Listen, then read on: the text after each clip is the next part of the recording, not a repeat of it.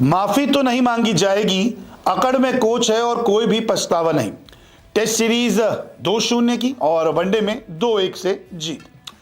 दरअसल south Africa और भारत के बीच में टेस्ट और वनडे सीरीज खत्म हो चुकी है। अब बारी है T20 सीरीज की।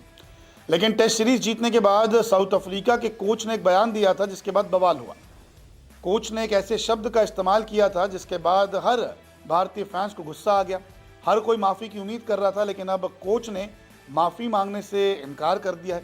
ये भी कह दिया है कि पछतावा भी उन्हें कुछ नहीं है। उन्होंने तो एक बात कही थी जिसका बवाल दुनिया ने बना दिया।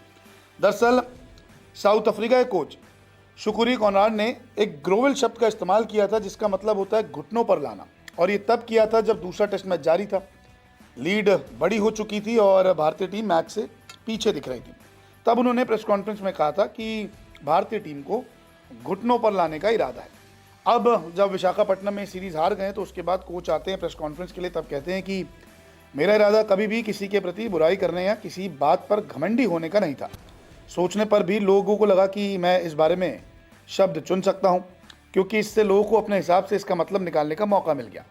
मेरा मतलब सिर्फ ये था कि भारत मैदान पर ज़्यादा समय बिताए और उनके लिए इसे बहुत मुश्किल बना दे। अब मुझे यहाँ ध्यान रखना होगा कि मैं कौन सा शब्द इस्तेमाल करूँ, क्योंकि उसके साथ भी कुछ जोड़ा जा सकता है।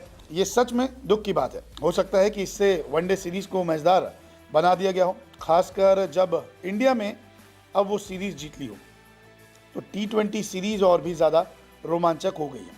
आपको बता दें कि 1976 में वेस्ट इंडीज़ और इंग्लैंड के बीच में सीरीज़ हुई थी, तो इंग्लैंड की तरफ से काफ़ी सारे बयान आए थे वेस्ट इंडीज़ को लेकर।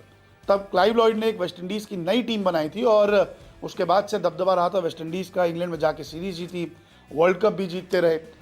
तो उसी मुद्दे को अब इससे जोड़ा जा रहा है कि भारत को कहीं ना कहीं इन्होंने छेड़ा और भारत ने फिर वनडे सीरीज़ में इनको छोड़ा नहीं। 2-1 से जीत गए हैं। भले ही आप टेस्ट सीरीज जीत गए हो, लेकिन वनडे सीरीज़ में रोको का कमाल दिखा। जायसवाल ने सेंचुरी बना दी, गायकवाड़ के बल्ले से रन आए।